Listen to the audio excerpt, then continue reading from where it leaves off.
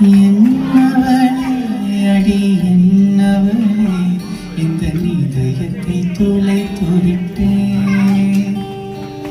இந்த இடம் அது தொலைந்த இடம், அந்த இடத்தையும் மறந்துவிட்டேன்.